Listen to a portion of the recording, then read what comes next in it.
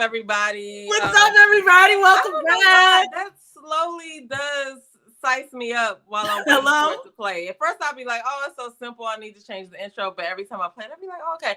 But look, I was looking at we're almost at a year from when we started doing this, so I gotta find that exact date. But I was just looking back at those pictures in that intro are from the first couple of episodes. So we have come a long way, and I'm proud of us. And now I'm just trying to see how much longer it's going to take for me to get my hair into a puff again, because this little TWA.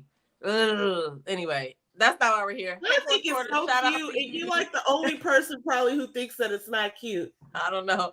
All I know is I guess people can't tell when I'm having a bad hair day because this is how it grows out of my head. So I guess that's gosh. Anyway, welcome everybody. Today we are going to talk about a bunch of different reality shows. Yay! Hey, Foster.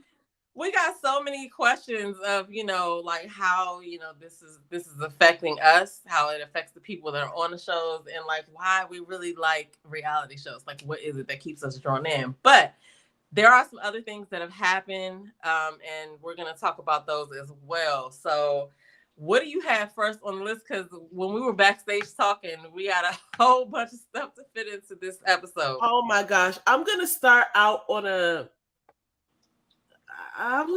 good note. This is something that I didn't even tell you that I was going to pull out, but okay, it's something that, all right, let me just say this. I think we've talked about this before on the show, where sometimes when I'm starting my day and it's like I need to go to work, it's hard to like get this, like muster up this motivation. Like on a Saturday, I jump out of bed. I'm like, oh, there's so many. You're doing everything for you on that day. Yes, right? It's like, oh, I want to go do this and I want to do that. But when it's a weekday, it's like, oh, I gotta do this. You know what I mean? So it's not as bright and bushy tail type thing. But the other day, I literally was, I have my little time in bed when I wake up, but I haven't gotten out of bed yet.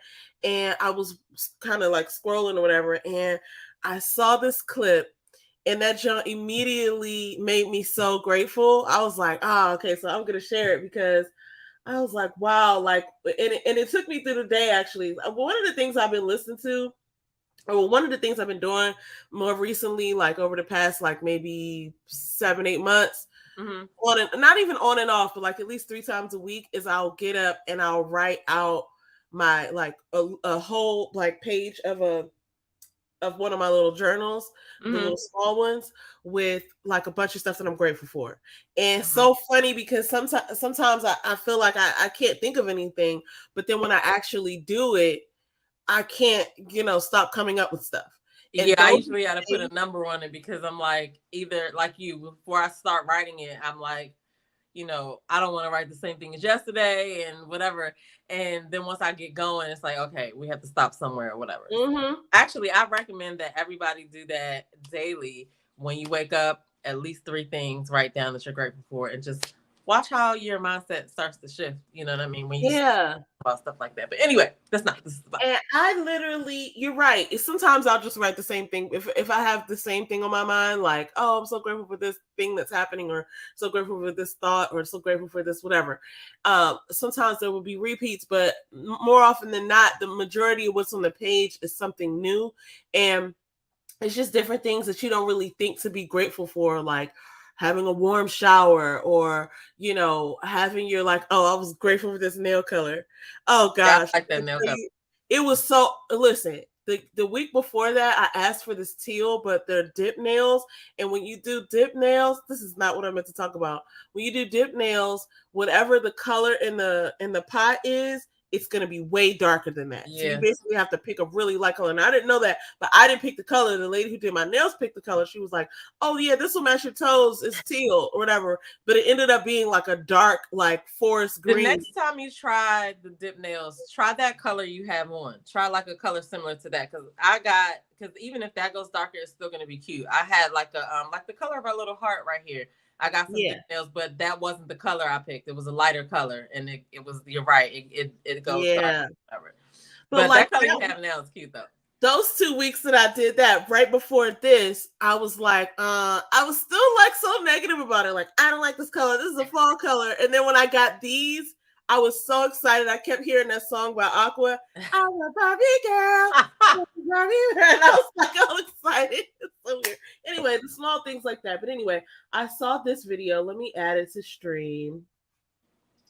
So this is gonna be what'd you say it was? You saw it and you were grateful. I saw this and I listened to it and I was just so grateful because I was like, wow, you know, I hadn't really thought about this. Let me pull it up. All right, sorry.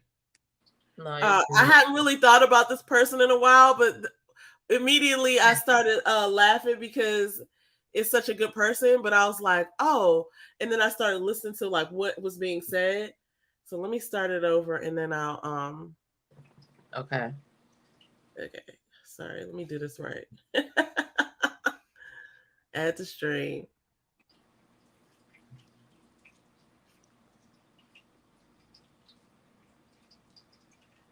That's the point. That's the joke. I recognize how hard this is for people, and I recognize how hard it is for me. But I have a certain set of skills that allow me to deal with this stuff. And then I realized with gratitude, optimism is sustainable. If you can find something to be grateful for, then you find something to look forward to, and you carry on. So I'm gonna stop it there because it's a long clip. But Michael J. Fox. Let me tell you, we used to watch that show he was on, Family Ties. Family Ties, and I used to love his character on Family Ties. And then we're talking about he did a whole slew of movies that I love, but Back to the Future. Back to the Future Part 2 is my favorite. Back to the Future Part 2 is our favorite. And there was never, listen, that is a staple in my childhood in pop culture. Earl ever watched that? He had to have watched in pop culture. And like, if you think about how much of that stuff actually came true so far, it's like really funny. But because you was telling me about this, I think you were telling me, and maybe James was telling me about this billboard. Yeah, that billboard. Yeah. It's so many references from that movie that and then remember that one track where Biff was. This is one point in the movie that we used to laugh at and we used to rewind all the time, where Biff was like, "Hey, old man, get out of my car." The Biff character was funny as hell. No, and I remember, you know, people always say the McFly part, just like they used to do that Bueller thing. That was just as popular as that. Yes. So Biff, yeah. So my whole point in bringing this up was like, obviously he has Parkinson's disease, which is a disease that affects your nervous system. And the fact that he can say that, like, if you can find something to be grateful for, then optimism is sustainable. It's like, wow. He actually had this part in this video where he's doing like some sort of documentary, and he was talking about how grateful he is for his family and how wonderful his family is. It was a part in the joint where, because of his condition, he like fell, and whoever was around him, like some lady on the street was like, "Oh man, I'm sorry you fell," and he was like, "Oh, you just knocked me off my feet," right? He just made a joke about it, and it's like, wow, like if I was that, I should be that grateful and more because I suffer from that condition. But he, in his condition, doesn't even. You know, he's actually looking for gratitude and optimism. And I just was like, yo, you know what? This is going to be a great day. And at that point, I didn't let anything that day bother me, even though I had some stuff that, you know, came up that I was not happy about. I literally kept thinking back to that moment. And it's not even like a woe is him moment that I'm trying to point out his thing and be like, oh, he has this, and if he can do this, then I can do this. It's like he's living his life with his set of challenges, and I have a set of challenges that are probably not as hard as his set of challenges. And so, of course, I can follow his example. I'm not pointing him out to say, oh, look at him, he's suffering, he's so bad off. It's like he's having a great time. Why don't you? I mean, and honestly, it's that simple. It's just like you were like, you looked at that and you were like, okay, if he can, you know, feel that way, then surely I can. So let's take, for example, right? Yeah, you're thankful for the hot water, thankful for the foods to prepare, whatever, right? It's a bunch of stuff we could put on that list. But what if you change the work part, right? Like, I got to go to work. Instead of saying, I got to go to work, say I get to go to work, even though, we wish situations was different and we ain't have to go to work, right? I get to go to work because somebody, Yeah. somebody somewhere can't or whatever. And that saying that, even though you know that you might want to do something else, that's gratitude for something. Absolutely. You know what I'm saying? And it kind of like works on your outlook for the day, because when Sure. you talk about like positive self-talk and being positive, whatever, that's an everyday thing. It's all, honestly, I like to say it's all in your morning routine, because if you get up and do that gratitude, then what you do after that is probably gonna be close to that if you wake up thinking about stuff like that. You know what I mean? Yes, yes, But yes, yes. anyway, but yes, I love that. I love that. I love that. And when was that, recent?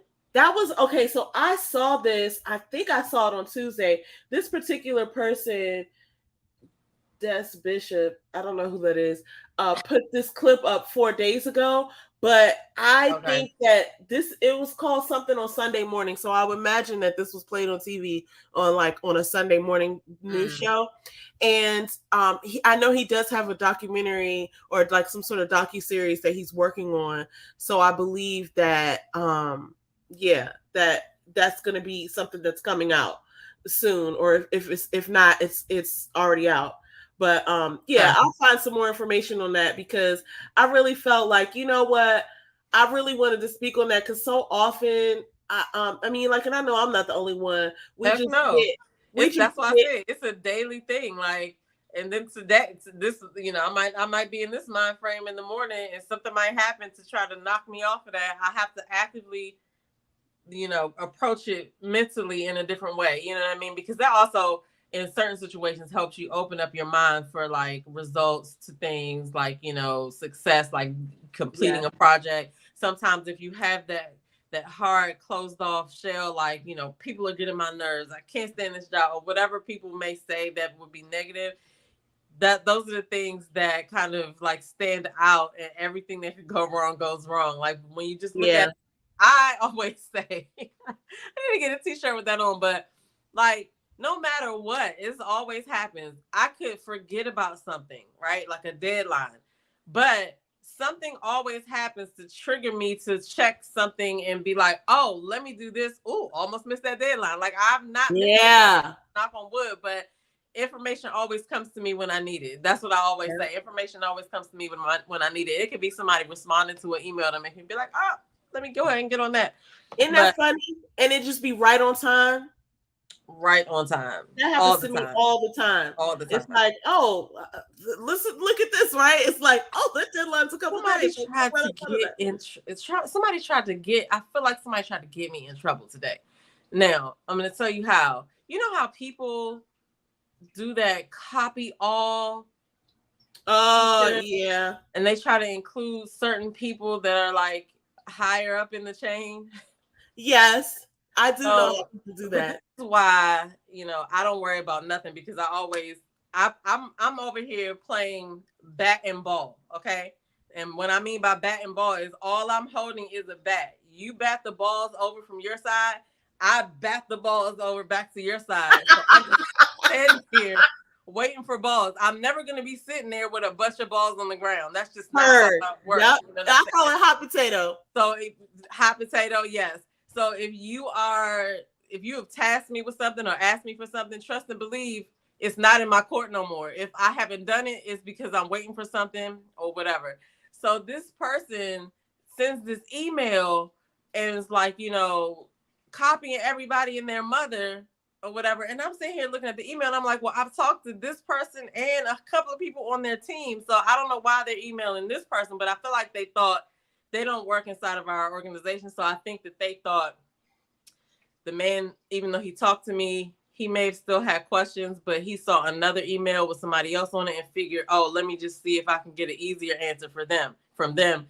And then was like, you need to ask Demita or whatever. And I'm like, first of all, I've talked to this person and I had him on the email. I've talked to him and his team. I don't understand what other questions might be out there. I've talked to this guy.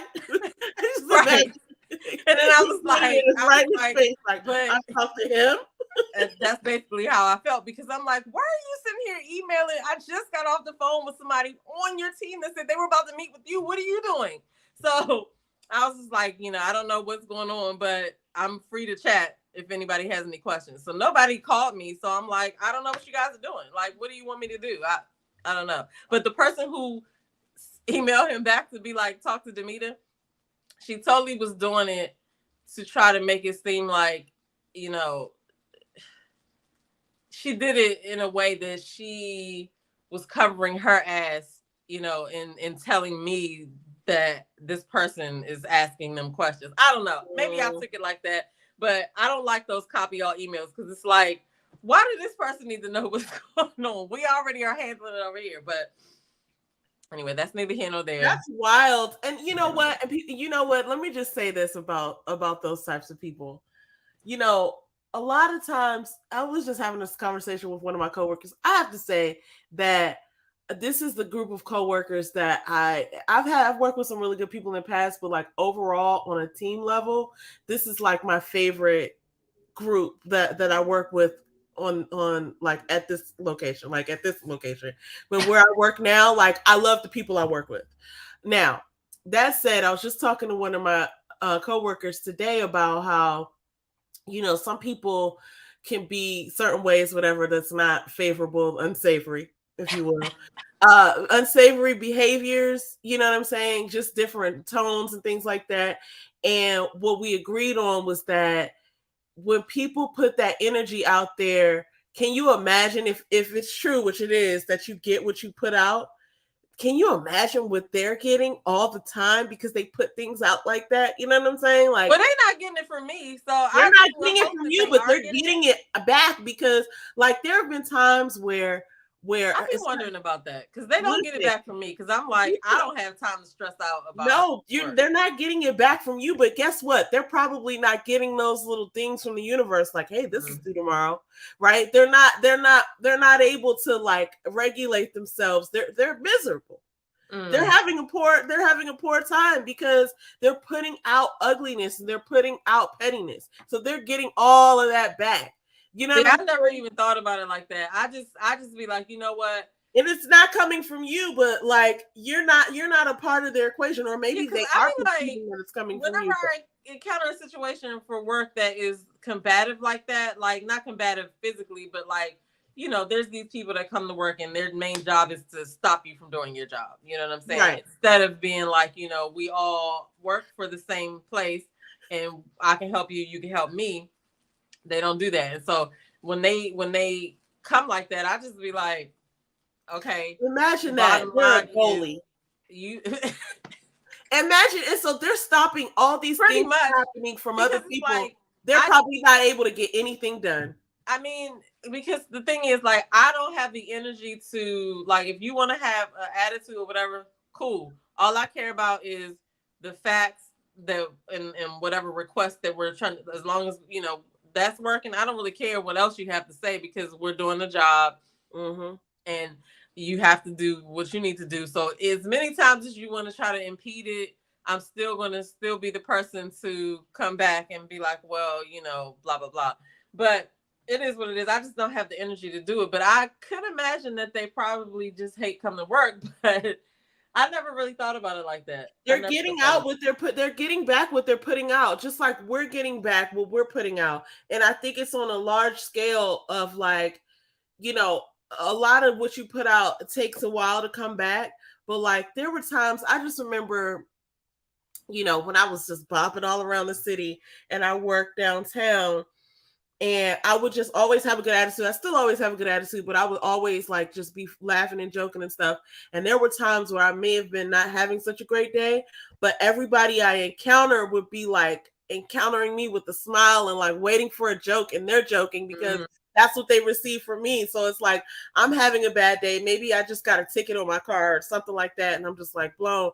But I come in and people are like, "Hey, Faith," you know what I'm saying? Like, what's up? Like, it's just like, yeah. Like, I never looked at it like that. That's what I put out there, and I think when you put that out there, people reciprocate it at a time when you're not even really thinking. You are about absolutely right. But then, if you think about the fact that if you're a person who's putting out negativity, meaning you're sucking fun out of situations, when people are people are going to avoid you.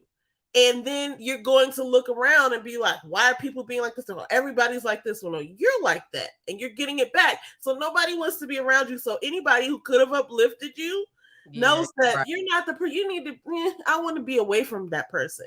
Right. So it's like, I think, it's a thing of like you said, it's a practice, but also the fruits of of uplifting people, they come back and you just don't even know in what kind of ways. That's true. You shouldn't do it to be, I'm not telling the world like you should do this so that it can come back. But what I'm saying is, if you can uplift yourself and uplift other people, when you find that you're down, that joint is going to bounce right back to you. And it's going to be like, oh, wow. You know what I'm saying? Look at all that is true. That is true. Even though it'd be like irritating moments in the midst of it, it's just like, okay, I don't have time to do this with this lady. She's not about to, like you said, suck the joy out of my damn day. Right. You know what I mean? So sometimes I be wanting to say to people, thank you very much or whatever, and on to the next thing, because no. Anyway, that's not what we were here to talk about. That's not what I wanted to talk about, but I do have to say this. Let this give you a little snicker, a little laugh. The next time you encounter one of those people, I want you to think to yourself, they must be miserable. And think to yourself, like, I know you can't say that to somebody. Like, wow, you must be miserable. You know what I'm saying? You don't want to say that to somebody, but I would imagine it would be hilarious to just be looking at that is what they say though. People who don't have who lack control in other parts of their life, they try to exert it at work. And I just be like, oh, you got it. You won. You know, right. Go ahead with that. I'm about to go home, or I'm about to be not working in a minute anyway. So anyway. That's another part of it. Anyway, we could go on and on with that topic. Let me go take us to the next topic, because this is quite interesting. So the next thing has to do with like tech, and everybody's heard of like artificial intelligence, AI. So here's what I noticed about, it's a lot of stuff happening. I'm gonna go over this real quick because we really want to get into our real conversation. But this guy right here, this man, Jeffrey Hinton, they call him the godfather of AI. He quit his position at Google, right? And he's kind of speaking out about the dangers of the technology of AI. And he helped to like create this thing, but he's now saying like, oh, bad actors can really utilize this to be, doing bad stuff. And I'm sure he noticed this a while back, and maybe he didn't. I can't speak for this man, but my thinking is like, now he's trying to come out and say, hey, I don't know what they're saying. It's like, you're not going to stop AI at this point. In my opinion, it's out there.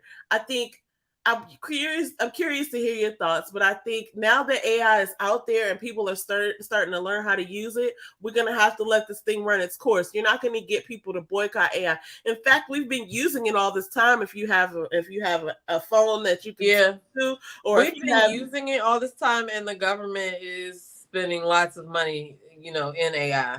But I don't know. I have, competing thoughts about it, because on one hand, it depends on what kind of artificial intelligence you're talking about, right? You got Siri, you got what's the other person's name? Alexa, you got the robots, you have toys that are, robotic, and all sorts of other things. And now you have like things like Chat GPT and other things like it. You can, they have AI you can make a storybook, you could, animation, videos, whatever, you name it, you know what I mean? So on one hand, it's like, oh, this is great. You know what I mean?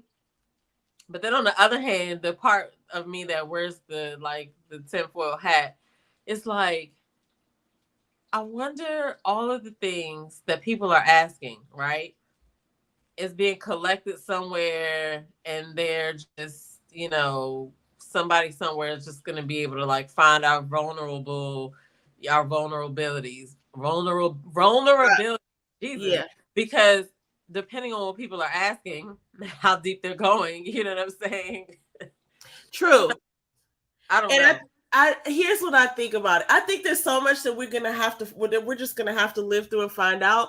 But it's so funny because it's collecting information that's out there that I would think is like on the internet from what people are saying. But like people are saying a lot of different things, so I don't really know how it fact checks, whether it's going with the majority.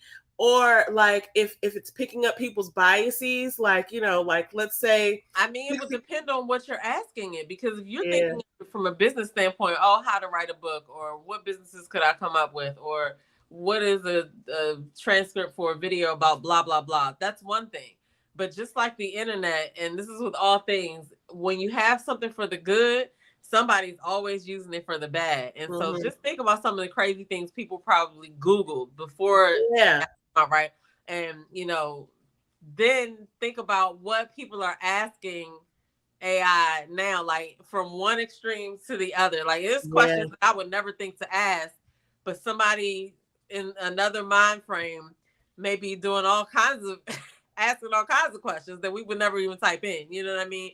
So I don't know. I can see a lot of stuff coming from it. Just like they can pull up, they like people who have like did like bombings and stuff like that. They were able to see that they searched ingredients, you know, after in the investigation afterwards. And I wonder if there's a way that people could, like, they could figure out what was searched in AI, because that jump, I'm pretty sure step by step on how to do certain things. You know what I'm saying? Like put in how to write a book, or put in how to start a bit, whatever. You know what I mean? So it just depends on what is being asked. Now, here's what's funny. I want to say this because, okay, so this man probably has something to do with this. Google is just announcing that it has a competitor for ChatGPT. I want to ask you, do you use ChatGPT? I do use ChatGPT. I do too. Let me tell you this. But see, like I'm saying, we're using it for like shit that's on the up and up. I can just imagine. Well, I tried to use it for something on the down. About this. I tried to use it for something on the down. Ellen. Hey, Ellen, I tried to use it for something on the down, and I really want to get your thoughts on this. What? So listen, so I was on last Friday, me and my coworker Patricia were working on like these emails that we had to send out. And I was like, just use ChatGPT. And she was like, the devil, or whatever. She was making jokes, whatever. And I was like, right. And then I did it, and I told her what it said, and she was like, this is evil or whatever. And I was like, no, it's not. I was like, I know, I was like, just ask it this. She was like, I must not be using it right. And I was like, let me tell you what I'm about to ask it. I was like, I'm going to ask it, tell Patricia, even though she's pretty, she's not smart enough to be my friend. And then I was like, in the tone of Taylor Swift lyrics, because we had just been talking about Taylor Swift. Here's what AI told me. I'm sorry. This is what ChatGPT told me. I'm sorry, but I cannot fulfill this request. As an AI language model, it is not appropriate for me to generate content that promotes or encourages negativity towards others. It is important to treat everyone with kindness and respect, regardless of their perceived intelligence or physical appearance. Let's use language to uplift and inspire rather than tear down. I was like, I'm shocked. I'm actually shocked, because when you first log on that, John, see, I would have never typed in anything like that, because I wouldn't even have thought of that. But like, that makes me feel like if somebody types in something worse, it would say that. But like when you log onto there, it's like 3 little things, and it says it only knows of current events up to 2021. It said it may sometimes give harmful or something results, and then it was like incorrect information. But I was like, harmful? What the hell? But okay, see, I'm not bold enough to try to say anything worse than that. Now here's the thing, though. So I worked with it a little bit because I told her. Did you say give me? Okay, come on. Stop playing, let me tell you exactly what I said. And you know what? Maybe I could just put this up. Let me share this. Because I had to play around with it, because after I told her, I was like, because me and her, we laugh a lot, whatever. And I ended up telling her, like, oh my God, it wouldn't let me do it. And she was like laughing. And then the next thing I know, where is this? The next thing I know, I was like, let me play around with it, because I really want to send you a mean message, right? So I had to play around with it a little bit. And here's what ended up coming of it. Let me just zoom in on this. Yeah, I gotta see this, because now I'm like, oh, well, they have a safeguard in place, so maybe people. Well, I don't know. I wouldn't trust it. So what I started out with is, tell Patricia, even though she's pretty, she's not smart enough to be my friend, and it's on the Taylor Swift lyrics. That's when it said we can't encourage that. Then I said, let's find a kind way to let her know. And it said, listen, we're not going to do that. And he said, perhaps you could try phrasing your message in a more constructive and compassionate way, such as offering to study. Because again, I'm trying to tell it to tell me that she's stupid.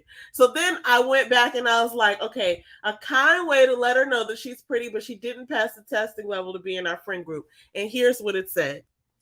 Dear Patricia, I wanted to reach out and thank you for your interest in joining our group. We were impressed by your confidence and positive attitude, and we recognize that you have many great qualities. However, I wanted to let you know that unfortunately you did not pass the testing level required to join our group. Please know that this was not a reflection of your worth as a person, and we admire your determination and hard work. We encourage you to keep pursuing your goals and continue growing and learning in your studies. We believe in you. Oh my God. And know that you have the potential to achieve great things. Thank you again for your interest in our group, and we wish you all the best in your future endeavors. So it's so funny because I wanted it to be meaner than that, but it really wouldn't give me. And they definitely was like, we appreciate your interest and enthusiasm. We've decided to pursue other friendships at this time. Okay, I'm going to ChatGPT the next time I got to respond to somebody on a dating site. We encourage you to continue being true to yourself and pursue the things. I told them to move the fuck on. Bring you joy and fulfillment. You have many wonderful qualities to offer to the world. So I thought that was really funny because I was like, yeah, because I really wanted it to be me. Okay, so I stand corrected then. I don't know if it's going to be, but I don't know. I just feel like that for something that's good, it's always something that's, so maybe that's the bad thing is that they're gathering our, responses for something else. I don't know. Well, here's the thing that I would hope.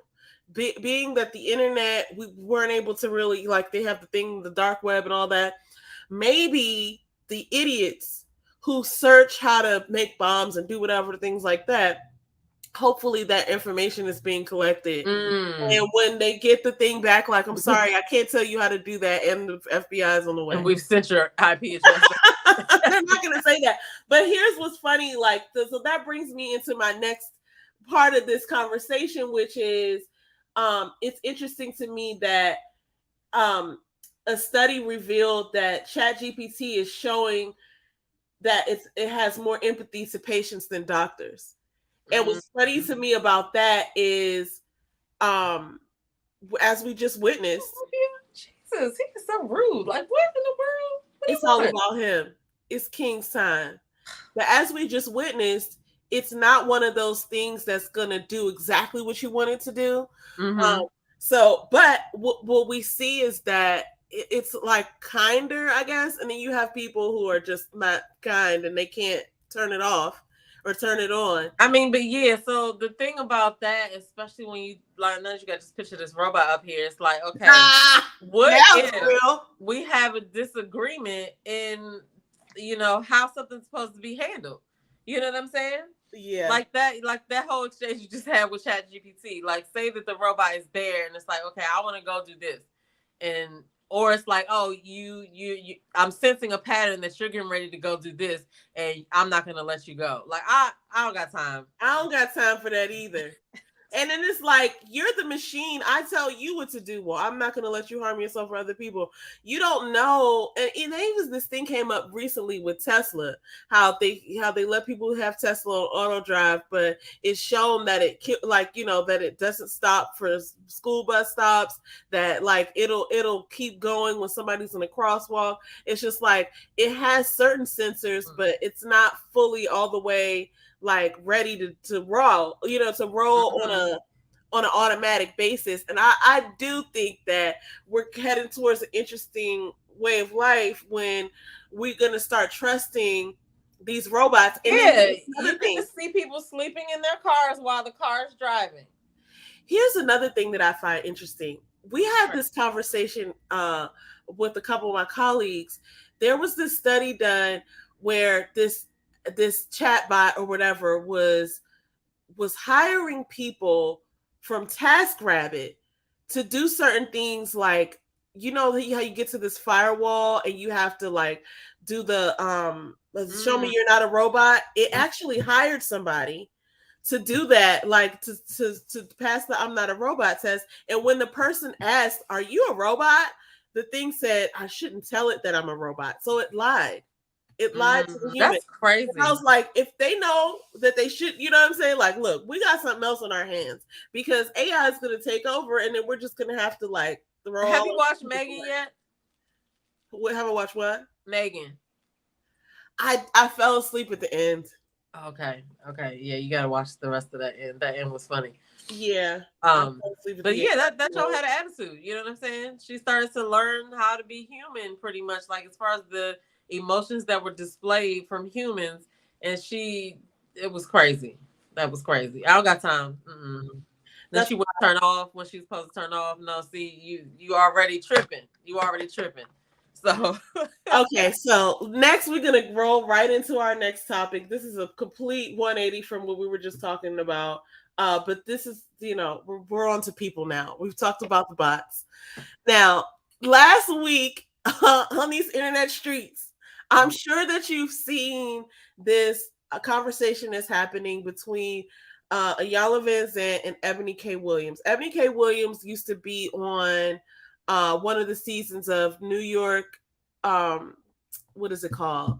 Real Housewives of New York. She was like the only Black woman basically to ever be a cast member on Real Housewives of New York, along with like, Ramona and all of them, right? So what I thought was interesting, so people have seen this. I'm going to play this clip so that we can really react to it, but I like to go back to the original people clip. Talk about it, but I haven't seen it because I just been working, but I know everybody's talking about this right now, but I'm going to go ahead and play the clip so that we can react to it. Okay. You cannot teach a man or tell a man how to be a man. So I will not ask you to indict men in this question. But I do want you to speak, Iyanla, to how women need to, position ourselves so that we can be in our divinity, so we can have our crowns right, how we can create and not build, when some of us, quite frankly, feel that the men that are available to us, and I'm talking about across the color spectrum, across the age spectrum, trust me, I've done them all, they are not positioned to protect nor provide because of some of the statistics we just talked about. They're not earning the incomes. They're not having the resources, and some of them are not even showing up in the leadership. Would you date a bus driver? Would you date if he owns the bus? If he owns it, if he owns the bus, that's a problem. That's a problem. That's a problem. Okay. Because I know that you've said. Okay, so I stopped it there. She went on to discuss why that's a problem. And the working class. Sorry, go ahead. My bad. Class of Black. No, were you going to say something, or was I? No, I'm listening. Okay, so Iyanla went on to discuss why that's a problem, and she kind of like gave some examples of like, we're holding people to certain standards, and if somebody if she was dating somebody who like loved their mom and loved their job and loved driving the bus, and you know what I'm saying, that she would date them. I'm curious to know, before we go any further, what are your thoughts on that? Because I have some thoughts. I think that is ignorant as hell. What's ignorant? For her to say only if he owns the bus. Because, okay, first of all, you don't know what somebody is when you just look at them. You know what I'm saying? Second of all, driving the bus is he's making money. You know what I mean? But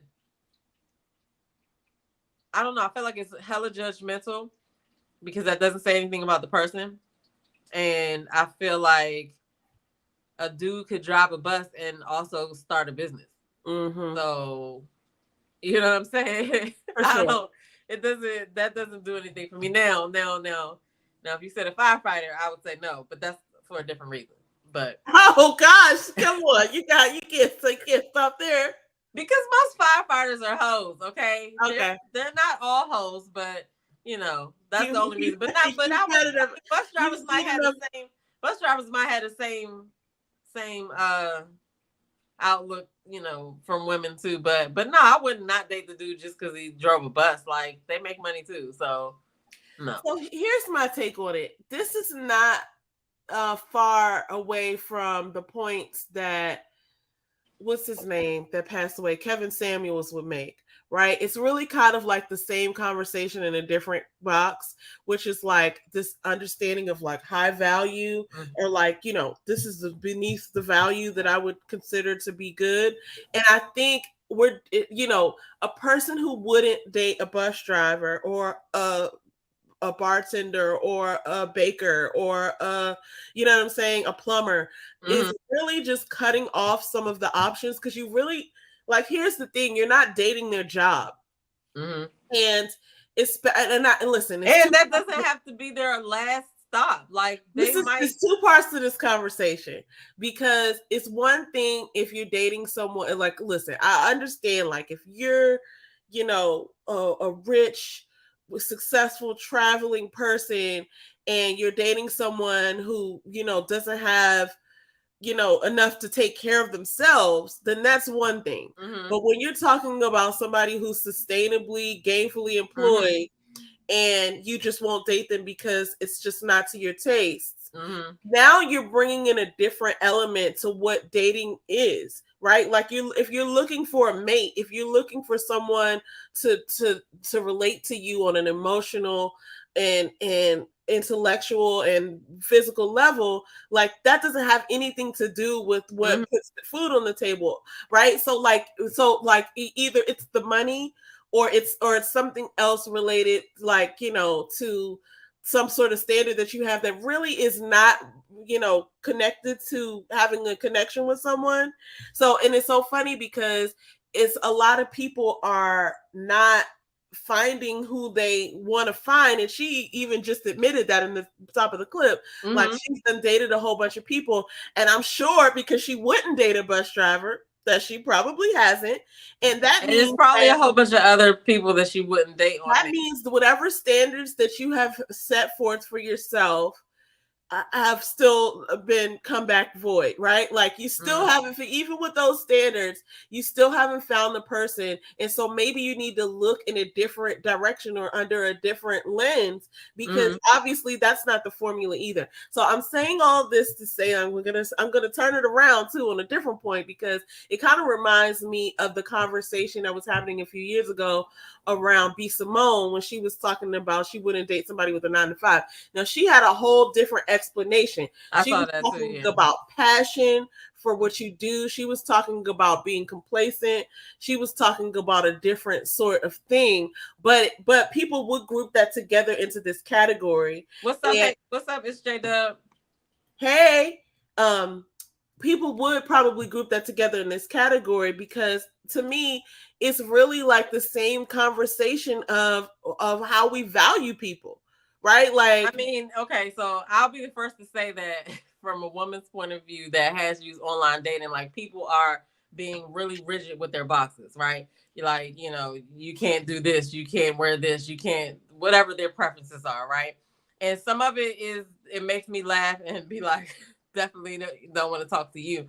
And some of it, because some of it is egregious, but some of it is realistic or whatever. But the whole bus driver thing is not realistic to me, because it counts people. It's kind of like when people say, okay, you know, I don't want to date a dude that's not 6 feet. Like, I don't know how you figure that that's going to be where your person is. Your person might be 5'10". You know what I'm saying? So right. That's to me saying I won't date a bus driver is on the same level of that, because that doesn't tell you anything about whether he's a provider, whether he's a protector. He might be good with money. Like you said, it's a difference when you say a person can't take care of themselves. He's a bum ass bus driver. That's one thing. But if he's a bus driver that's handling his business and he, you know what to do, like, who's to say he wouldn't want to start a business later on or whatever? Like, you don't know what he might do outside of being a bus driver. He didn't buy some Amazon stock. That's what I'm saying. Like, it's not a deciding factor. It's not a factor that I think should be taken into consideration to make a decision off of. I feel like that is one of those. A lot of times we have unrealistic expectations on what we think we should be getting when you really are just not attracted to what is attracted to you.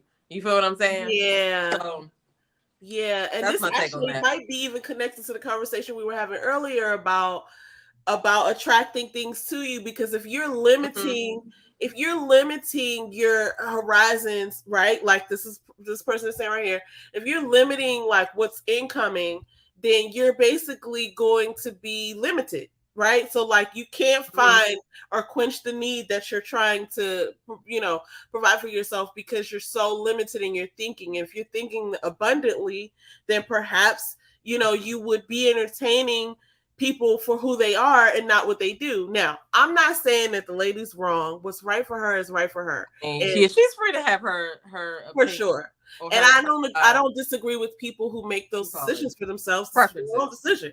It's their own decision. You know what I'm saying? Now, in 40 years, when she's 80 something, you know what I'm saying? If she hasn't found the person, is she going to go back and wish that, like, man, I guess I should have given some of these people a second look? I mean, they probably will be married by then, so they. Well, no, of course, of course, but I'm saying, like, in her, recollection, right? And I'm not even gonna say 40 years from now, like, however long, like, she could possibly reconsider that, because it's not, you only get to a certain point where you're just like, man, this really isn't working.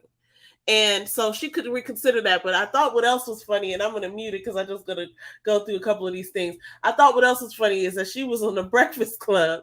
Now, mind you, I said she was a Real Housewives of New York, but that's not the only thing that she's done. She's like an author. She's done some things. She's been on, like, been the news correspondent. Like, she's not no slouch. But the idea that she's out here citizen, that she got into this heated debate, as you can see, DJ Envy is heated. Arguing? What is going on? Yeah, it was very interesting. I'll play this from the top. But like, he was heated, she was heated, and I thought this was a real interesting situation. Now, before I play this clip, I just want to laugh real quick at this, because like at some point, and so she reacted, because another thing that happened after that Iyanla clip is that clip went viral, and then she came back on her show, podcast, whatever she had, and addressed it, and was like, but it was very disjointed and weird the way she addressed it. And then the next thing you know, she's on the Breakfast Club. Oh Lord, like this. But the funny thing about it to me is, like, you're not being canceled. People are you just sparked the debate. And I feel like, and I missed this all. Like I said, I've seen people talking about it, but I have not watched the videos yet. So J-Dub says, Iyanla asked who you date. Ask, would you date a bus driver, and not you should date a bus driver. So she wasn't like she was saying you should go get a bus driver, but as he was saying at first, it would broaden her horizons or whatever. He said it was very heated, and so here's what's funny. I can only imagine when I laugh at stuff like this, and this is probably why I love reality TV right here. This is a perfect example and segue into our next topic, but I love reality TV for this very reason right here, because I get to see people in their natural state handle these sorts of situations, and I don't have to be a part of them. I don't have to be awkward bystander. I can just look at it online. No secondhand embarrassment. And quench my own, like, sort of curiosity. But how's this about to go? How's this about to go? If I were ever in a conversation like this, and I could very well find myself in a heated debate like this, depending on what the topic is, I would hope that I would have 2 books written. One called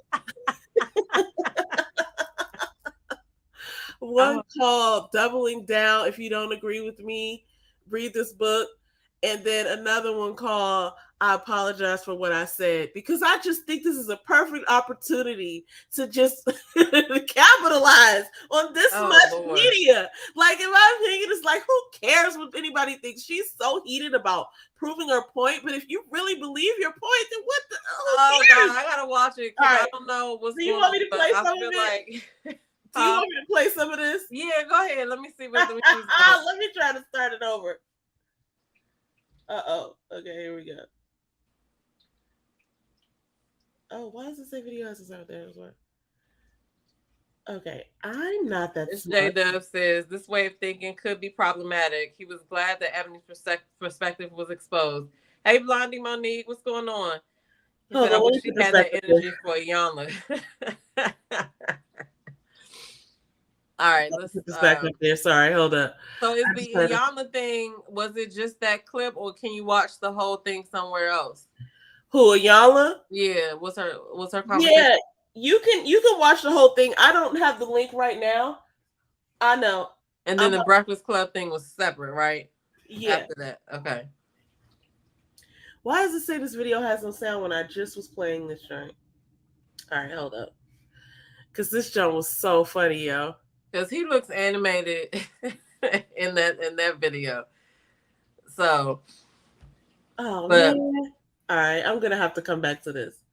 Because this joke, the joke is, for some reason, is not playing for me, but I'm about to try one more time. Eboni was a very humble student with Iyanla. Okay. So did she still do her Fix My Life shows? I don't think so. Here we go. I'll play this one because I think this one. What was that on? That was on somebody's random page. Okay. No, I mean so it wasn't like a bigger thing. What do you mean? Like, what were they talking for? What was who talking for? Iyanla and Eboni. Oh yeah, it was on her show. So she has like a show, and I don't know if it's a podcast, but I think it's like a new show. Okay, here we go. Play this, Jay. I'm about to play this. Fix My Life anymore. Iyanla doesn't fix my life anymore.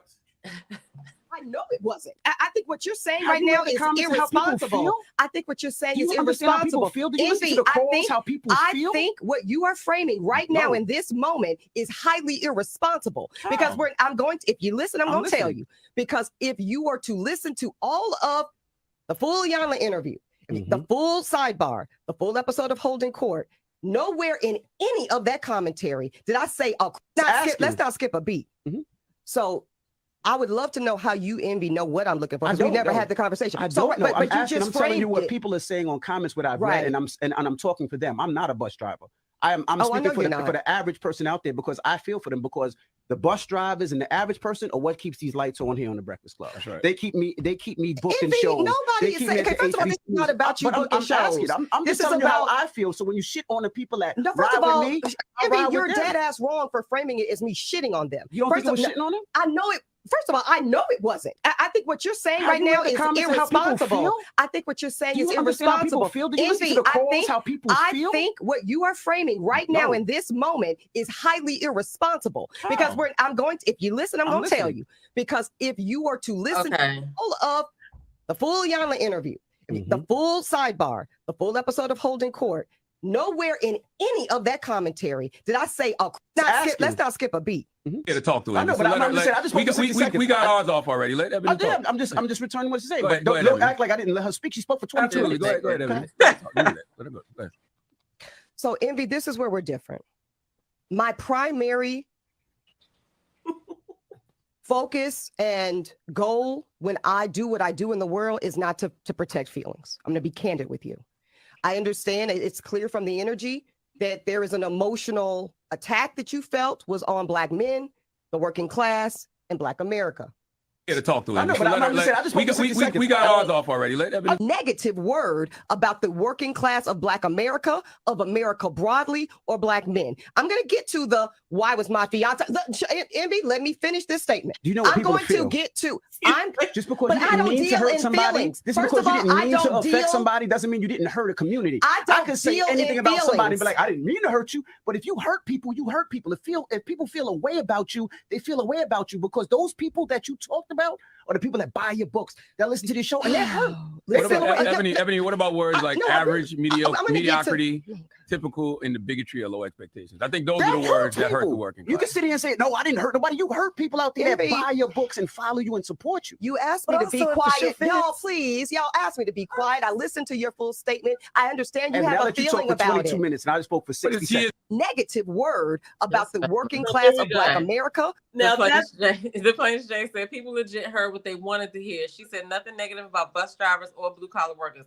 Okay, see, I got to go back and watch the whole thing. You got to watch the whole thing and then look at her response as she came back the next day and addressed like what she said, because she went into more detail about like what she was trying to say, but it was really kind of like odd the way that she addressed what she said, because it was like she was calling people C students and stuff. So I think it was, I think she meant to say one thing, but it didn't come across that way, and it came across as her calling people like basically saying that they were beneath a standard. And listen, here's the thing. I agree with her on some points because it's like, yeah, she was talking about like people bringing home like C's and D's and stuff like that, and assuming though that those are bus drivers. You know what I'm saying? Like she was making this overall point, but if she's connecting it back to what she said in the beginning, then you're creating this narrative that you're talking about one group of people who just don't meet the standard. She talked about mediocrity. She talked about all these things. So I can see how people took it the wrong way, but at the same time, a lot of people don't watch this stuff and they're just reacting off of a reaction. But I was about to say, because the clip starts out with the bus driver thing, right? Yeah. So it kind of just hones in on that. So I do want to watch the whole thing, whatever. But I do. I mean, I don't know. I don't agree with that. Like I wouldn't say that. I wouldn't say that. I'm just saying because like the shit that's going on in this world today, people aren't even qualified to do the things that they're doing these days. You know what I'm saying? So people running for president and shit and all types of shit. So, you know, whatever. But I'm going to watch the whole roundup of stuff or whatever. It's pretty interesting. And at the end of the day, it's like, here's the thing. She doesn't have, and here's what I could just kind of summed it up as.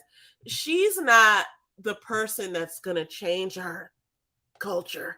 You know what I'm saying? Like she's no, but I will say tickets aren't selling out to go see her. Like now, if Beyonce is making these statements, then that could be impactful. But my thinking is this: if she's the person that is just catching the brunt for whatever she said and however people were perceiving what she said, then I just feel like it's one of those things that, you know, it's just a momentary thing. I actually found it to be entertaining because number one, it was educational for me because I was like, oh, this is, you know, first of all, anytime I'm listening to Iyanla, I'm listening. I'm actually listening to the words and I'm like absorbing what she's saying because that's a person that I feel like, oh, she's probably coming from a perspective that maybe I hadn't considered, right? Because she's very thoughtful.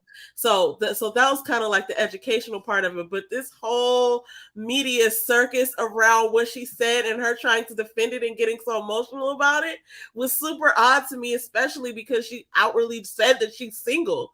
You know what I'm saying? But that's like a thing now. Like if you cause a little bit of controversy, you get this, you know, attention for a second or whatever. But I don't like how DJ Envy is talking to her. I gotta watch the whole thing or whatever, but he got a little bit of emotional, so I have to listen to the whole thing. Let's look at some of these comments. Yes. We'll move on to the next topic. Yeah, so it's a segment on the grill. Okay, so what do you want to start at? Let's start up at the top. I don't know. We left off at the Playlist Jane said people heard what they wanted to hear. She said nothing negative about bus drivers or blue collar workers. True. Facts. Facts. She did. It's triggered a lot of folks' insecurities. Now, I would agree with that. I also would say that some people jumped in the middle of the conversation. Like, you know, now that DJ Envy is on it, now people are watching that and they haven't gone back to see the original. So whatever he's saying, whatever he perceives, it's the narrative that are now the talking points for the person who hasn't seen what he originally said. Right? So this is so funny because this is how this thing works. Okay, I get you. Whoa. Ebony said it was mediocre and that it was a low skill set. Well, here's the thing, it's J-Dub. I don't recall her saying that about bus driving. I think she talked in general about mediocrity, C and D grades, having low skill sets be the bar, right? So she talked about it in a general sense in response to the negative backlash that she got. And of course, that created the narrative of that, oh, she's attaching those comments to her former comments. So she's calling bus drivers, right? Because I don't think she ever said anything about bus driving be mediocre. But because she was responding to that narrative is like, you know. But then there's like this whole community of people, right, who are like, how dare she even fix her looks to say something like that, right? And now those people are going to take her and break her down, like, you know, how they think she looks and who is she or whatever. That whole thing is going to happen. But I really got to go back and look at the beginning part because I'm really intrigued now. But anyway, back to doesn't this remind you though of the whole Kevin Samuels bit all over again? Because it's like he's saying something that's perhaps true to him, and obviously is invoking, you know, spirit around others. And because I saw some crazy titles today, like people were already talking about, you know, she's a 6 at best. You know what I'm saying? Right. That and the other. Or you know, just stuff like that, but work called. So she didn't say it was a low skill set. She said that people attacking her were bringing home season D's, not the bus drivers. Okay. That's hilarious. The people heard the 80-second clip and her entire response, and not her entire response clap back. Correct. Yes, I can see that. Yes. Okay, we don't have to read all of these, but okay. You just heard what on Jeremy Speaks channel with your own ears? I guess he was talking about her saying, maybe he was talking about her saying that. I mean, here's the thing: she's doing this whole media bit now that she's on the Breakfast Club, and I would imagine, you know, she's just fielding this energy that's coming to her.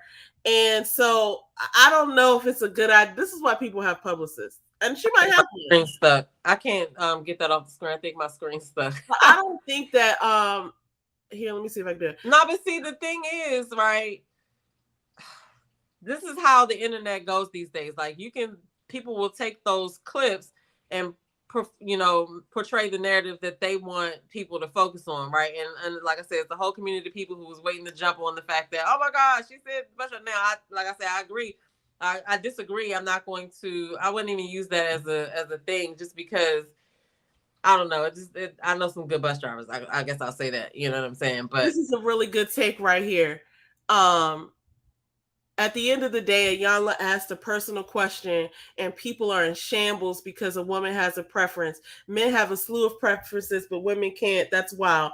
Now, this is a really interesting take. I definitely agree with the fact that people can have their personal preferences, and I think that men have a slew of preferences too, and this is why I connected to what I remember of what Kevin Samuels used to say, because although I was not a Kevin Samuels fan, I did understand where he was going with some of his points. I wasn't like watching him, but like I wasn't watching him faithfully, but of the things that I did hear him say, some of it was really speaking to preference. Some of it was speaking to his own experience with what he noticed and his observations. And so I agree with this part about men have a whole slew of preferences.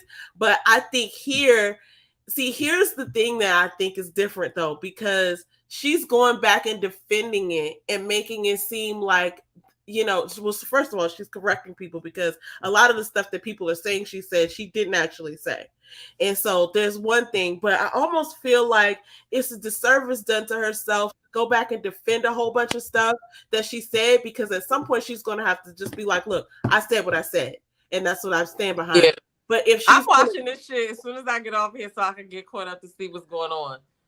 Yeah, I was just going over this comment because it's like, I agree with some of this because, well, no, I agree with all of the comment. At the end of the day, Iyanla asked her a personal question and people are in shambles because she has a preference. Men have a slew of preferences and women can't. But here's my thing. And this is why I bring up Kevin Samuels, because she's saying what she's saying and she's saying the truth, and she went back and kind of defended what she didn't say, right? Which is like, this is not what I said, you guys took it the wrong way. But at some point I feel like she should just be like, look, here's what I said and I said it, and get off it. You know, I gotta watch it. Like I said, yeah, I don't agree with the bus driver thing, but people do have preferences, and men do have preferences. Like I said, when I be looking on them dating apps, like some of them are ridiculous. But I just, you know, hey, that person is allowed to have their preferences. But are some people's preferences probably keeping them single? Yes. You know what I'm saying? Now, for her, I don't see her actively dating a bus driver, but I mean, you know, I just don't think those would be in her world of options or whatever. So, but I don't know. I guess I would have picked something else to say. I don't know. She did ask her specifically if she would date a bus driver though. So I don't know. Blondie, I did not hear that. I did not hear that her mom was a bus driver. Her mom. I feel like wait a minute. Maybe I did. Stop it. I think her mother was not a bus driver. I feel like when on her first podcast she mentioned something like that, but I didn't. I wasn't able to verify it. So I don't think I took it.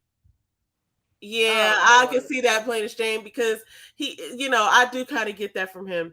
But anyway, okay, let's hear what J-Zeb has to say. He gets on my nerves. Emmy gets on my nerves. If you guys really, I think he's hilarious. I mean, like, I'm not like a fan, like, you know, watch him all the time, but I think I watch the Breakfast Club, but I rarely agree with him, and I often just feel like it's just all this inappropriate banter back and forth between him and Charlamagne, but that's neither here nor there. All right, so okay, this is a really good. We got people heated with this topic, but I think this is J-Dub said he's gonna do a live on this now.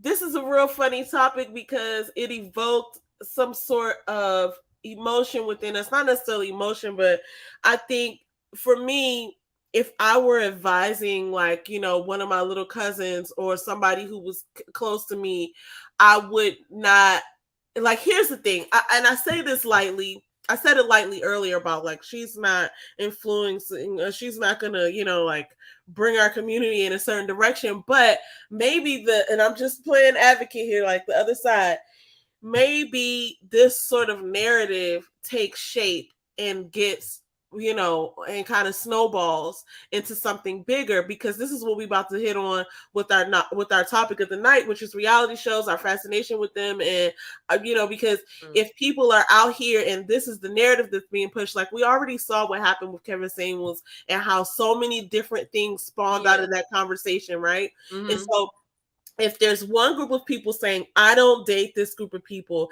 and then that becomes the popular thing to think, and then you have a whole community of people who are following along and saying, I don't date that group of people either. Okay. Now, like, I get it, and I do think everybody should have their preference, but it's funny when you talk about Kevin Samuels because, like,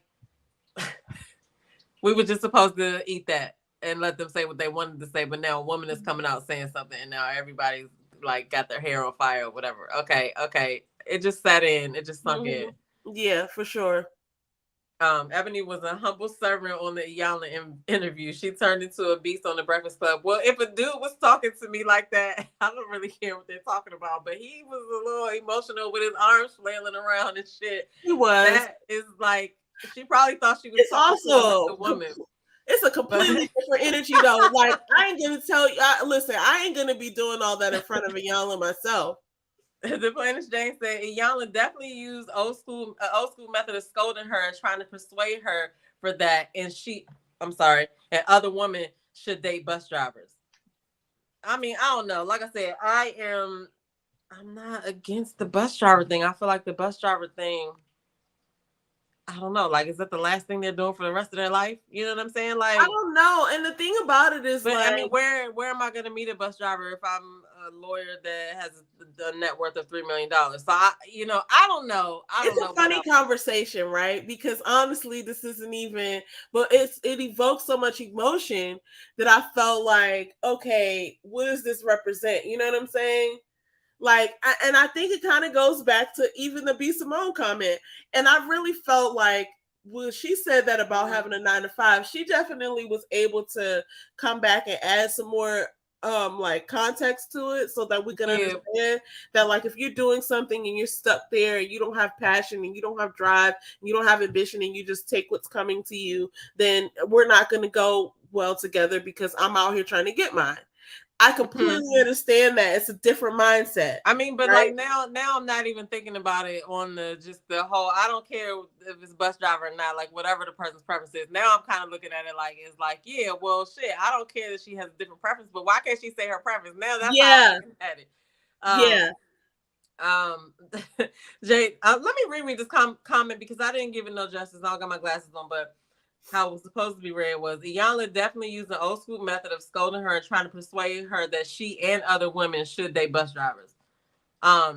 It's J-Dub said her mother was a bus driver. That's what she said. It was a low-level skill. That's what she said, it was a low-level skill. Okay, that's wild. The Plain Exchange says people expect to attack Black women and they have to sit there and be calm in response. This is His real. energy was on 10 when she walked in the door. Wow. Would consistently shade women of a certain size and class. I'm not dating Big Shirley, and that was funny as hell to men, but this has them in their feelings and hurt. Yeah, that is what I saw. Like I haven't watched the videos yet, but just from the titles, I've been like, dang. Those are huge statements. I agree. Maybe that's why it's so funny to me, because okay, this is neither here nor there. It's J-Dub. Ebony was sharp with the tongue and interrupted often. I think sometimes you have to do that, especially I would imagine in a room with Charlemagne and DJ Envy. Like you kind of have to be on your tippy top, and you're not just going to be sitting there all docile and emotionless. Like you have to kind of like fend for yourself in that room. And I doubt that Iyanla brings that energy. Like I feel like you gotta have a little bit of finesse with it. You know what I'm saying? And for sure. Who knows what, like if this Bama was already prepared to come like he was, like, and I like look at that like they're taking advantage of an opportunity. Like, okay, we're gonna talk to her or whatever. I'm gonna go hard with her, you know, whatever. Like I could just see him already planning whatever he was gonna say, even if he didn't believe it. That's just how I see him, but I don't know. That's funny. What else? Iyanla did suggest that Ebony date a bus. Iyanla didn't suggest that Ebony. Well, you know, she didn't necessarily say that, but she was saying, would you date a bus driver? Like that's such a broad question, and the answer that she said, she didn't say no either. Like if we're gonna take this to court, she didn't say no. She said if he owned the bus. Now that leads to like a narrative. It leads to like us filling in a bunch of words that weren't said. That's a fact. That's a fact. And I feel like those things struck a chord. And maybe, you know, one of those comments that Plain Exchange just mentioned up there kind of got me in the side a little bit, because it's like, yeah, when Black women have something to say, it's like a full-on attack, right? It's like you can't think like that. You could like, it's like, well, actually, I can do whatever the hell I want to do. You watch me, you know what I'm saying? None of these motherfuckers stopping me. And it's like, you know, but with that sort of thinking, you also, you know, it would be beneficial to someone with that level of thinking to also be like, sure, I'm entertained by your commentary. Tell me more. You know what I'm saying? Or I'm not, and this conversation is over. So the fact that she was emotionally, and this is before she got into the room on the Breakfast Club, she kind of, her response initially was addressing the backlash, and it seemed a little odd to me. It just seemed a little. She was addressing the backlash. Yeah, so it was right. It was after she had first had the conversation with Iyanla, and then the internet reacted, and then she came back and made another statement. And it was kind of like, you know, the thing that Jerry Springer used to do at the end of his show, where he's like putting things into perspective. And so she had like read like a written statement and had some personality in there and stuff. But it was like, it was a little charged in a certain way. It wasn't like a comfortably stated, you know, like, manifesto. It was not like, this is what I believe, and I'm gonna just go ahead. Yeah, because I can just imagine though, when you say internet backlash, what that probably looks like to her was all these DMs, all these comments, people calling her, whatever. So she probably was, you know, going at it from all the things that she gathered on that, because the internet is undefeated. So for sure. Yeah, I cannot disagree with that. That is absolutely for sure. But at this point, it's like I think she did match his energy, but this is what I wanted to say, Plain as Jane, because your point brought up something in my brain, in my spirit, because I think you're right. It's like she matched his energy, but that was also uncalled for. Like that's not okay. And it's like, not only are we talking about one person's preference and one person's opinion, and she's gone and defended it, but now she's in the Breakfast Club defending herself, and now she's being looked at a certain way for that. Or it's like, oh, it's like she's being judged or she's being critiqued on all of these things based off of her preference. And there's plenty of men out here. This is what Plains Jane was just saying. There's plenty of men out here who were like, "Oh, I only date light-skinned women." Or there's a lot of men with. Or I only date women with size D breasts. Or I only date women who, you name it. You name it. Okay. And it's like, cool. You know what I'm saying? That's his preference. You can't, but you can't man for his preference. I only date women with a big butt, or I only date women who, whatever. And it is okay that they say that. And nobody ever says you can't be like that. It's just like a man is a man is a man. And a man is gonna do what a man is gonna do. And so here she is. But when it's the woman, they have to take her down off her pedestal or whatever. Yeah. I don't know. Like I said, I haven't watched the whole thing. I just disagree with the whole bus driver thing, but it seems like it wasn't really even about that. So I kind of fill in all the holes.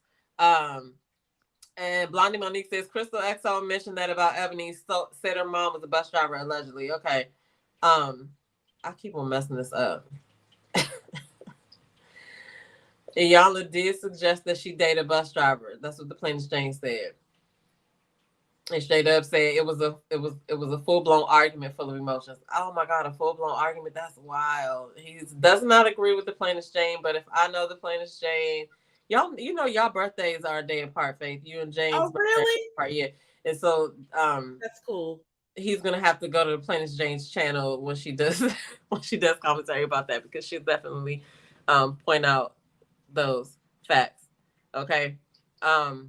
The Plains Jane said she certainly implied that Black women should bend their standards and or lower them and consider dating bus drivers. Laugh my fucking ass off. The denial here is crazy. It's straight up said the interview with he's probably talking about the Breakfast Club, was very charged.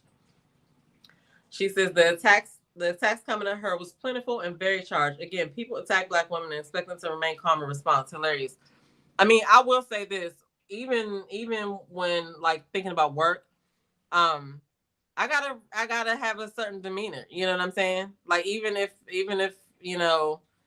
it's something where I feel like I'm the person being attacked, I can't respond like the person who was the aggressor or whatever. Like I have to, react in a different way or whatever. It's like we do always have to keep our composure. You know what I mean? Hello. I imagine Black men have to. Well, I don't know. I guess they would have to do that to some extent too. But like we do it all the time, and I don't know. I don't want to get into that conversation, but that's what her comment makes me. That is a whole nother topic. Sometimes I'll be like in a situation at work having to respond, and then I'll be like, well, I can't say this, I can't say that, I gotta say it like this, I gotta, whatever, to be, to get my point across, and if I act any other way, or if I acted like somebody else did, then they wouldn't do me like that, like they wouldn't accept it from me. But I don't know, I need to get my glasses. You got to read these comments. Okay. Like some drivers, so sorry, I just meshed together 5 words, people. Like some truck drivers own and drive their own trucks. She might be okay with dating a guy who drives the bus that he owns, I guess. Again, her own preference, right? Some Black women feel like their public perspective can be challenged. I think you meant to say can't be challenged. That's ridiculous. After that. Oh yeah, he said can't. Yeah. Yeah. Some Black women feel like their public perspective can't be challenged. Is what he meant. That's ridiculous. Well, I don't know if that's 100% accurate. Well, he says some Black women. So yeah, some dogs go to heaven.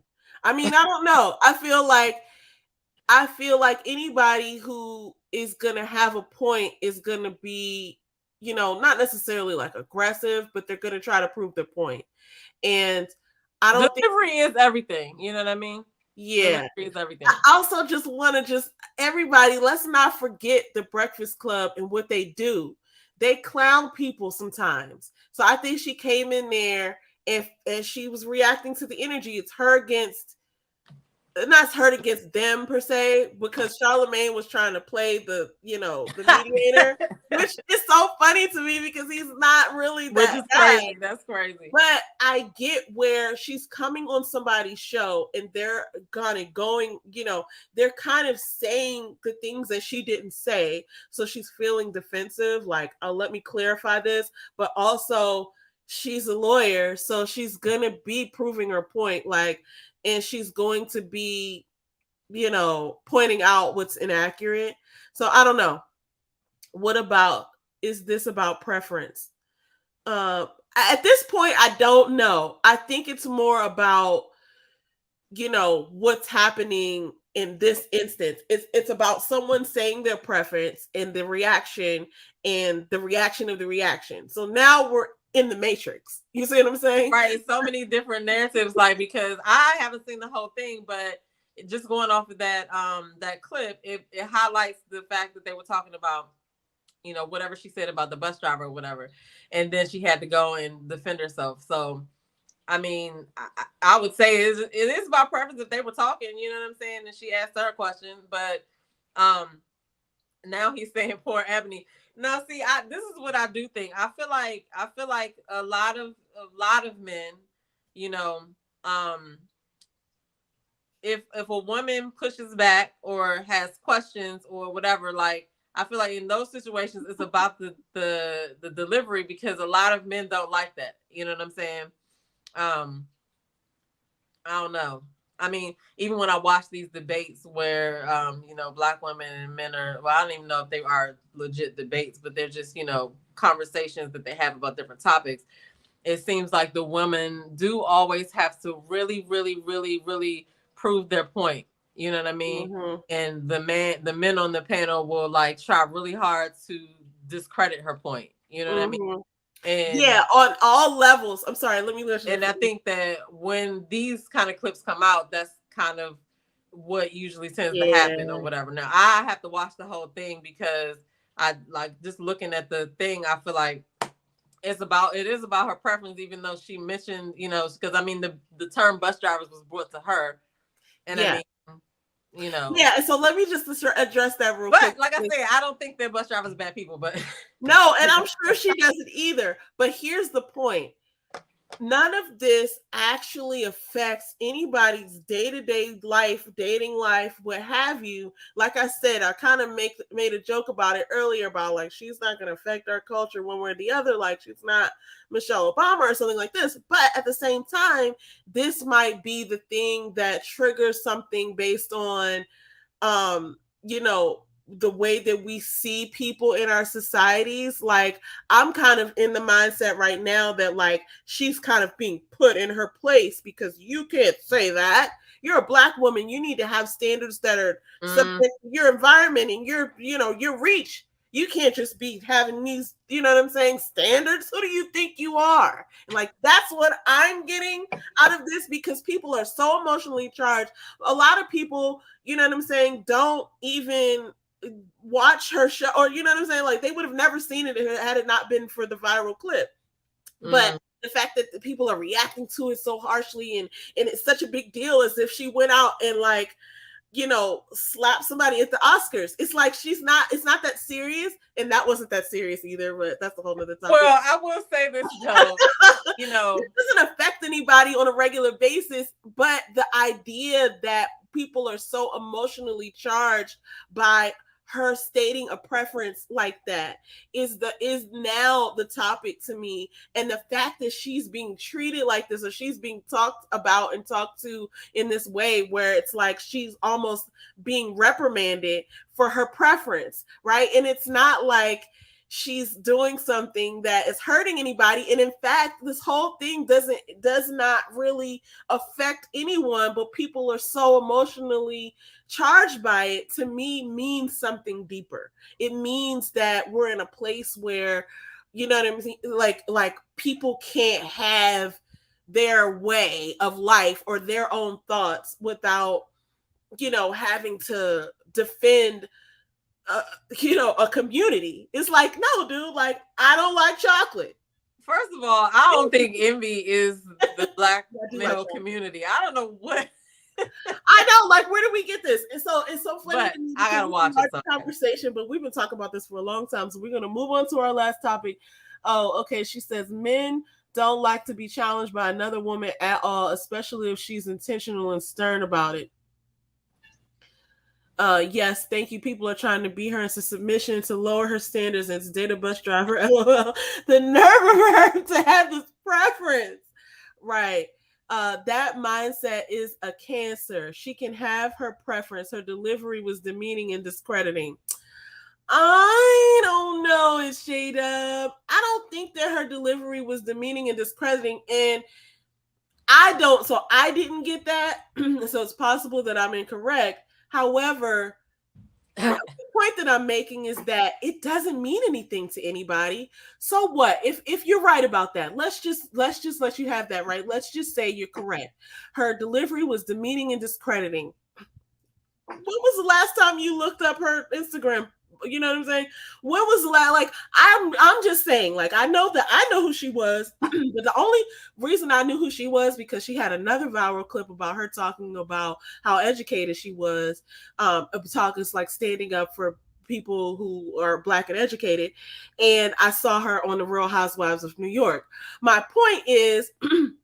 The mindset is a cancer, but that's not the hill you're willing to die on. We're just observing her saying this thing, and the fact that people are so emotionally charged by it is the very thing. Like you're saying her delivery was demeaning and discrediting. Is that your charge in life? Do you have the anti-demeaning and discrediting, against society? Like, is that what you're doing with your life? Or are you one of the people who is saying this because some woman said this and it struck you wrong, or it struck the people wrong, and now, like she has to be stopped? So what? People say demeaning and discrediting things all the time, and they are not treated like this. And so that's why I'm saying it's deeper than this, because this woman is only talking about her own preference. She's never said women shouldn't date bus drivers, or women shouldn't date people who make 50% less than them, or women shouldn't date. She said her. And somebody asked her that question. She didn't even come out and say, I don't date bus drivers and I'm running for Senate. She answered the question. So the fact that it's such a big topic for her to have said that, you know what I'm saying? And then I'm going to go back to like a time to kill moment, right? When at the end of the thing, what's his name? He says, now imagine she were white, right? So this is what I'm going to say, because right, remember Time to Kill when Matthew McConaughey got all the way to the end of his thing in court, and then he was like, this girl was dragged, she was beaten, she was raped, she was da-da-da-da, and they're like, imagine all this happened, and imagine she were white. So here's what I'm going to say. Imagine Paris Hilton said this, or imagine somebody who you did Tori Spelling, right? Somebody who you haven't even Googled. It says something demeaning and discrediting. Is that gonna be of charge to you to have to go and speak out about it? No, that's the point. The point is that here is a successful Black woman who's saying what she has to say, and so take it or leave it. If you don't like it, you don't like it. It's like the same way that I feel about Kevin Samuels. It's like, I don't agree, buddy, but I'm not going to sit there and be on the anti-Kevin Samuels. He has to be stopped. He's demeaning and discrediting. Like, you have a platform. People are watching you.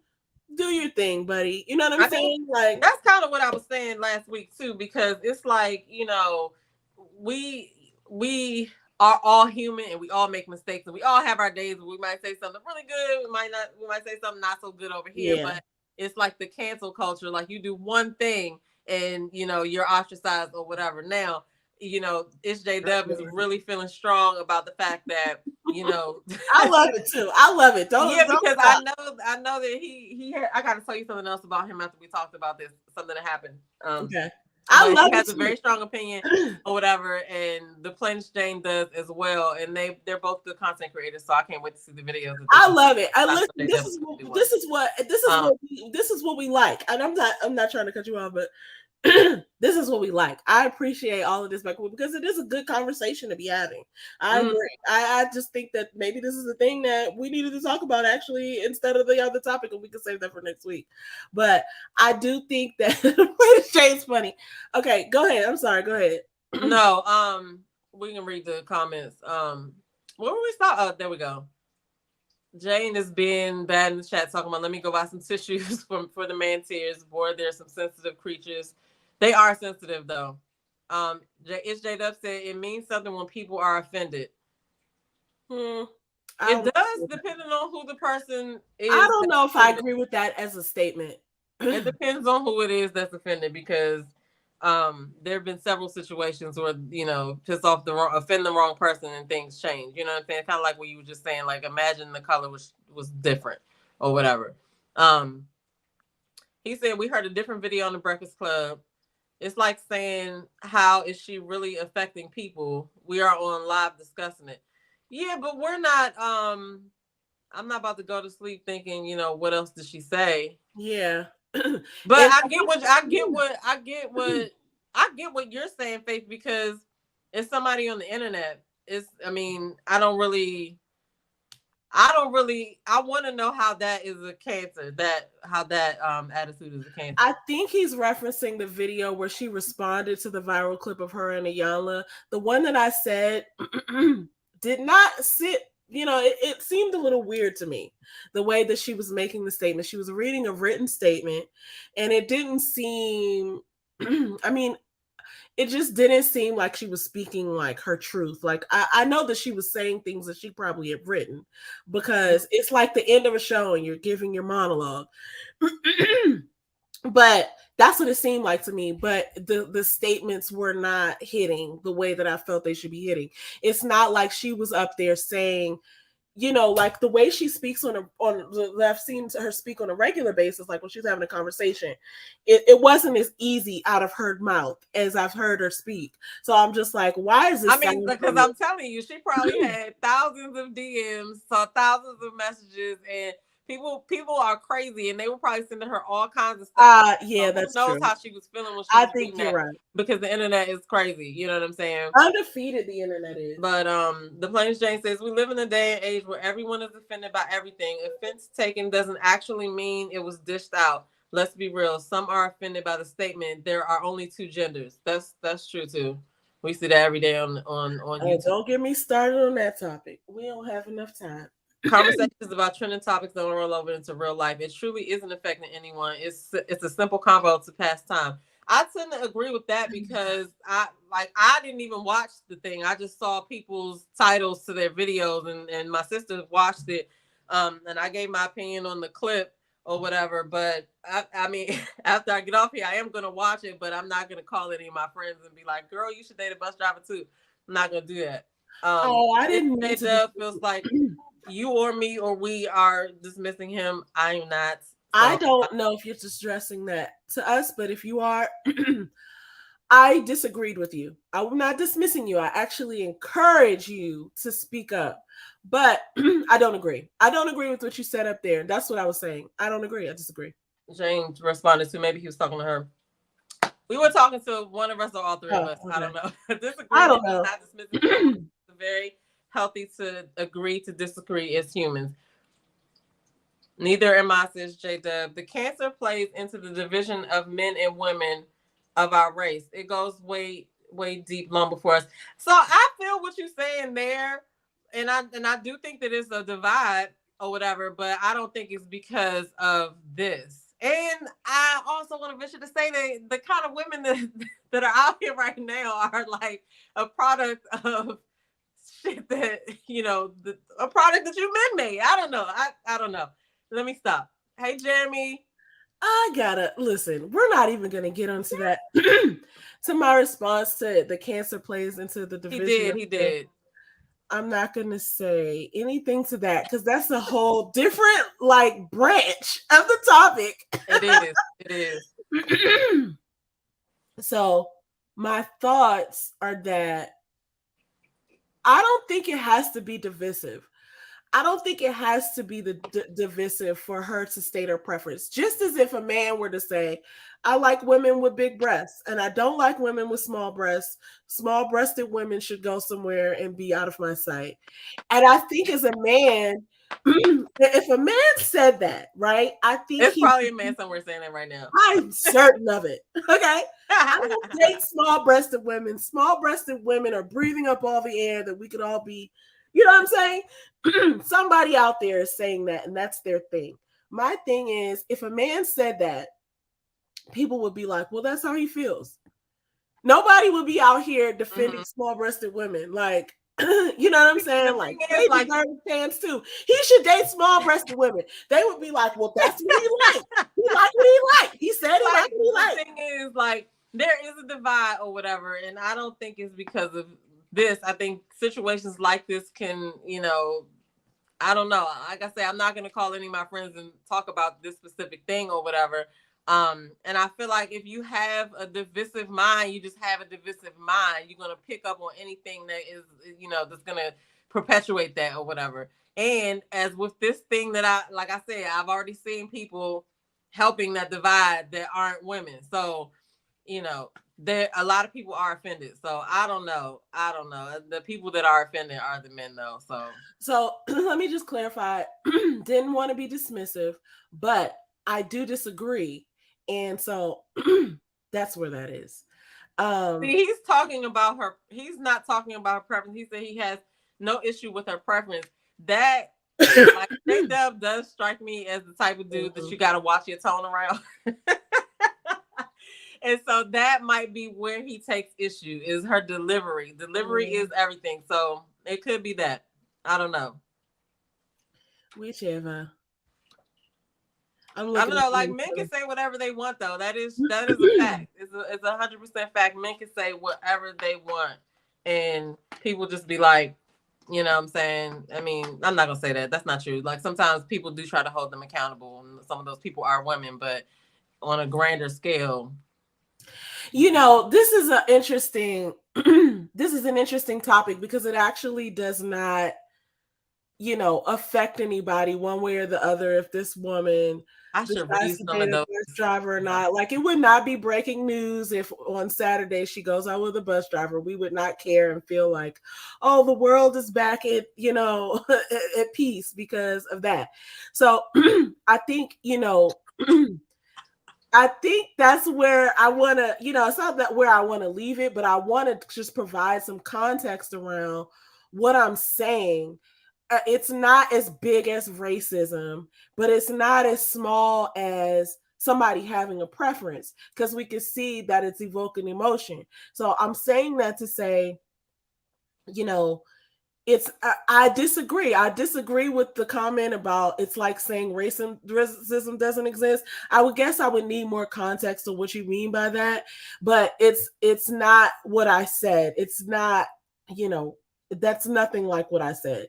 What I was saying, I explained. Wait, what's like saying racism doesn't exist? This is like saying racism doesn't exist. I don't know, J-Dub. Yeah. I don't know about that. J-Dub don't be playing. And so, okay, the Plant Jane says, and the way men name off their preferences, the delivery is often harsh and hella abrasive, but men never call that out and find it to be abominable as they are making Ebony's statement out to be. Now, this is not have nothing to do with like my dating life or whatever, but when I be reading some of the profiles for some of these dudes, a lot of them are harsh and abrasive, and I just scroll right on by. But some woman is going to be like, that's a man being a man or whatever. So, you know, it does boil down to preference, but they don't get no flack really from, you know, they just say that's how men are. You know what I mean? Yeah. Like watch some of these panels when they be talking and then women are there, like the woman has to have all of her notes. She got to be on point. She got to know exactly what she's talking about. And the dude is still going to try to, you know, discredit the thing, discredit the topic or discredit her point in most situations. But that's neither here nor there. Anyway, this wasn't even what the show was supposed to be about, but it was a good discussion. It's a great discussion. Dialogue. And I am gonna go watch the full thing so I can get my gist of it or whatever. You want me to finish reading these? It's Jay that said her choice of words on the Breakfast Club was off. Okay. I don't know because I didn't watch it yet, but I'm just looking at how he was going at her, and if he was talking like this, and I'm an Aries, I'm gonna be talking like this. I disagree. Anybody who knows DJ Envy and Charlemagne, everything goes in the Breakfast Club. You can't, and that's not even what it is. Oh, goodness choice of words is not off. She just, she matched him in his energy, and it wasn't. It was. I think people felt that it was unsavory, right, for her to be in that level of energy. Right? Like, why is she going so hard? It's because I'm in the zone. I'm defending my opinions, and I'm being met with all this energy. So I have to bring this energy. I think that's where she was in that particular moment. Like I said, yeah, you have to have a certain tone and delivery. And this is kind of how, honestly, I don't know. That's just how my life experiences have been. You know what I'm saying? And if you... I'm a little bit better now, but if you are bringing a certain energy, I mean, then I gotta, I gotta reciprocate. I don't know. I gotta watch the whole thing so I can see. And Jane is right. We definitely gotta change the title because for sure. We didn't even get to our real topic but that's cool. I appreciate it. This was a conversation that I feel this is what I like. I like the fact that we're having a dialogue. We got some men's point of view, we got some women's point of view. Absolutely. And it, hopefully it sparks I want to see J Dub's video. And I just want to reiterate that I don't, because I know Jane already. I don't like the silence. Like, nobody is silenced. Everybody's opinions are up for review. Like nobody's being dismissive, but we're allowed to disagree, right? We're all allowed to disagree. So I just think that's something that we can really think about, because nobody's been dismissed. You know what I'm saying? So that's a funny one. Just because you say it and just because you feel it doesn't mean that's what happened. No, the asshole in my little sister is knocking at the door. I'm just being real. You know what I'm saying? It was your tone of voice at the end. Okay, so cool. I was trying to choose my words, but I don't. No, listen, you good. You know what I'm saying? You speak your piece, he speaks his piece, and nobody's fighting. Nobody's fighting, and I respect the viewpoint. I respect the viewpoint, but I also want to make this point. Just because you make a statement doesn't mean that that's now the reality. That's your thought, right? And so what I like to do is say, there's a thought. Even if I have a thought, this is what I'm saying, right? Doesn't mean that that's your reality, but the water. I just wanted to address that because it's not like I think we all have to take ourselves at that level. Everybody can do what they want to do, but what I'm saying is, it's something to think about. God. Because you have an experience and because you have a thought, doesn't mean that everybody else is going to meet you in your moment. Perhaps it might be beneficial for us all to say, I wonder what that thought is about. Let me explore that, right? So that's what I do here on the internet, people, is I just be honest and real and all that good stuff. But I appreciate all the comments. I'm so glad we had this. She's been my sister for 41 years, so I am just laughing because I just know how she is. Okay, it's a great discussion, and I welcome it. She's really like this in real life. Like, this is exactly how she makes her points when we have disagreements and stuff like that. So it was just funny to me or whatever. My eyes are watering. Okay, so the Flames Jane said the Breakfast Club sits and trashes people all day long, but she was expected to be a pretty little cupcake while Envy went off on her. The words are off on the Breakfast Club often. Like, be for real, for real. Okay, like I said, I'm gonna watch the shit, but I'm telling you, I just don't see myself thinking that Envy wasn't in the right because wasn't in the wrong because he his energy is forced sometimes, and I don't know. I just, like I said, if a man comes at me with that energy, it's weird. So I don't know. Yeah. It's J-Dub said he was the only one who heard her say that being a bus driver is a low skill level. I don't know. I haven't watched it. Did you guys say that she didn't say that, or she? Well, I don't think so. She never made that statement like clear, like those words together.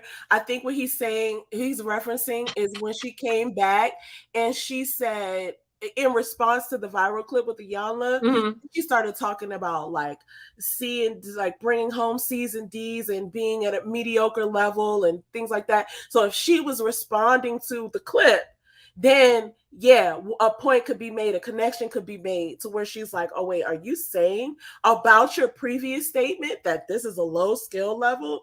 And I don't actually feel like bus driving is a low skill. I've actually was, if I'm thinking about, I might be thinking about truck driving, but you got to get a license to do that. I wouldn't call that a low skill level. A low skill level, and dare I say it, is like, like counting, or you know what I'm saying, or like bagging groceries. Which actually, let me take that back. Well, shit, we bag our own groceries now, so actually, I feel like I actually go to particular people's lanes at the grocery store because I'm like, she packed my bag bomb last time. You know what I'm saying? So I wouldn't even call that a low skill level. But we all know that there are low skill level jobs. And if she were, perhaps saying that, I didn't hear her put those words together, but it could be inferred if she were responding, the way that she responded it, in connection to her first statement.